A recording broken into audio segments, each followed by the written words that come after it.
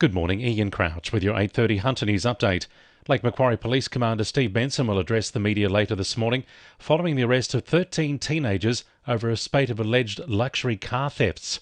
A strike force comprising officers from the Lake Macquarie, Newcastle City, Port Stephens and Hunter Valley police districts conducted a 3-day operation this week. It comes after a number of homes were broken into and luxury cars were stolen in recent weeks. Police allege social media platforms were used to coordinate the break-ins and thefts, with police pursuits live streamed.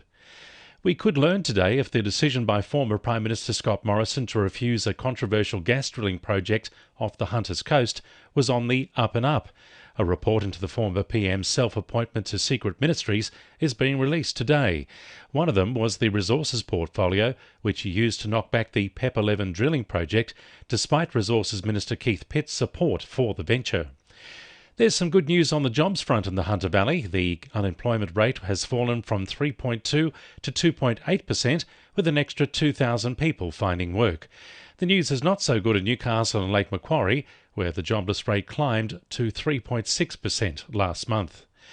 A new documentary following the lives of 10 women across the country is screening in Katara next month to raise funds and awareness for the Hunters' growing homelessness crisis. The showing of Undercover will be followed by a speaking panel with the director, local politicians and representatives from support services.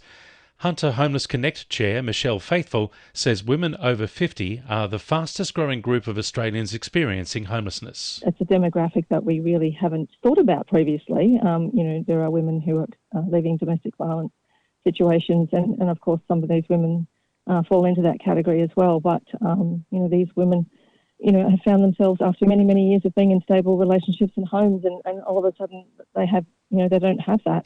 Local barbers are being invited to a free workshop in Hamilton on Monday night to learn what to do and how to react if a customer might be a perpetrator of domestic violence. The Confident Conversations program is running at the Blind Monk pub, educating barbers around safety and support referral services. Hunter Cooperative Legal Service Delivery Coordinator Seema Sangi says barbers need to know how to respond in a way which is safe for everyone. When a man goes to see the barber, there's a trusting there. They trust that person. So I guess it's quite intimate and physically close in that personal space. Pretty unlikely that someone will actually admit to what they're doing at home that they're not proud of. But I guess there'll be little hints along the way that they're struggling with something. A Newcastle icon is celebrating a major milestone today. The city's Ocean Baths was officially opened on this day 100 years ago. The celebrations will be somewhat low-key, however, with the baths currently closed for a major renovation. The baths were originally leased to a private operator for the first 4 decades, with patrons charged an entry fee until council took back control of the facility in 1953, making the baths free of charge. 2NURFM Sport. Jets centre-back Jordan Elsey says the club will be treating tomorrow's friendly against Melbourne City in Tamworth just as seriously as a regular season match. The clubs faced off earlier this month, with City coming away with a win.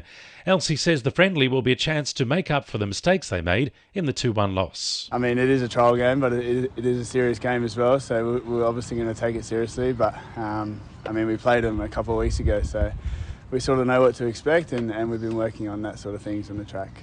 Knights utility Simi Sasagi is set to miss the opening third of the upcoming NRL season. The 21-year-old is facing a 6-month recovery period after undergoing shoulder surgery on Wednesday.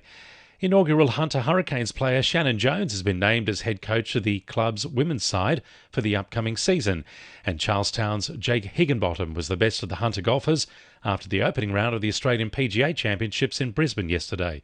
The 29-year-old shot a 1 under 70 with 3 straight birdies, and the winning numbers in Powerball are 6, 9, 14, 25, 27, 31 and 33, and the Powerball is 15.